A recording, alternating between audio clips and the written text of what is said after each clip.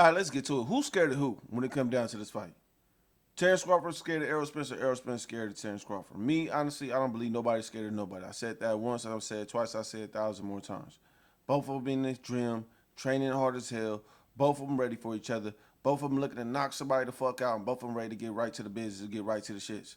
Look, this fight is the biggest fight to be made. I believe Al Haymon and everybody is doing the best that they could to put this shit together.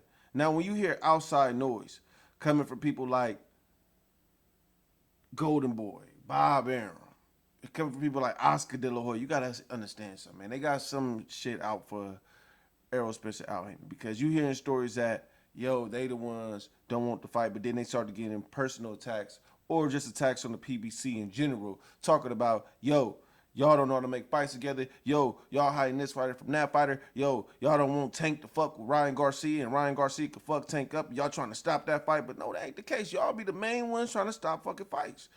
Y'all, who knows what's going on? When it comes to the Ryan Garcia and Tank Davis situation, yo, I heard Tank Davis done sent the contract twice. Mayweather them sent y'all contracts twice, and y'all don't want nothing to do with it. So when it come down to that, for some reason, y'all seem to have a fucking issue with PBC and Errol Spence and Al Haymon. Like, it's just something that y'all just want to attack. Something that people just want to attack. And that's not the case. The case is, ain't nobody trying to duck this fight right here. People just trying to get the fight made. All right? It's almost in a way as if the outside noise don't want the fucking fight to happen. It's almost as if the people who working behind the scenes know how big this fight could be, and it's almost as if they trying to overprice themselves or outprice themselves so it can't fucking happen. And that's something I don't get. It's almost as if they can find a way where Errol Spence don't get his due justice, and Terrence Crawford don't get his due justice, and then they'll finally be happy. Because I bet you this, they're gonna make Usyk and Fury happen.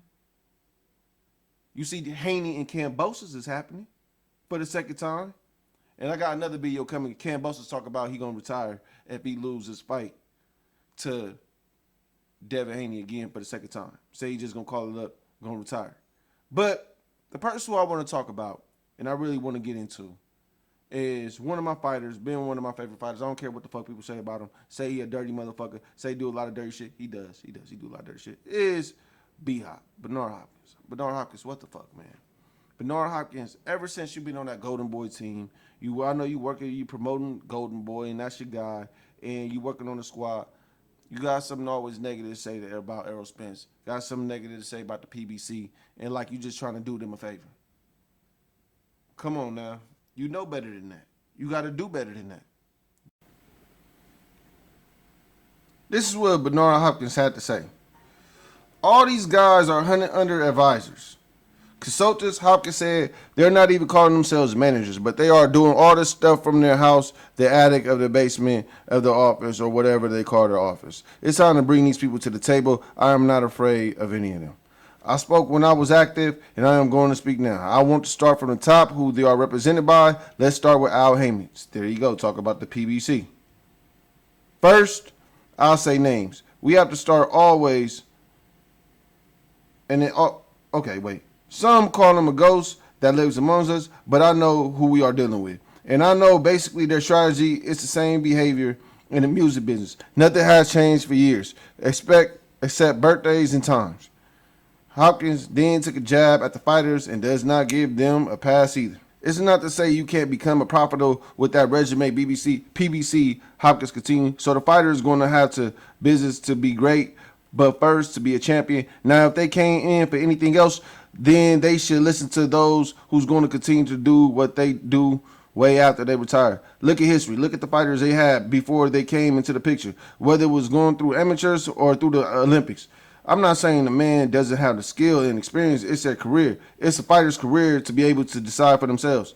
Hopkins took it to one step further on how he views Al Haymon. I'm going to finish this up. Jeff, let me tell you, when I sit back and watch from a landscape view and I see that there are fighters hiding, my impression is like a person that is wanted by every law enforcement agency that exists, and they're hiding behind those safety nets like a fugitive. I'm going to put the link in the description. Y'all can go read it for yourself. Read the rest of it. It's a lot. But that's what Benard Hopkins is saying. This is what Benard Hopkins is getting at this week, saying he's blaming the PBC again. And me personally, it ain't the PBC. PBC gets stuff done. They make things happen. And right now, I know you just doing a favor for Golden Boy, and I know how they feel about the PBC and Al Haymon. And we know how they feel and how all that stuff goes. But y'all let me know what y'all think, man. Hit the comment section. Let me know. Hit the like button. Views in the description.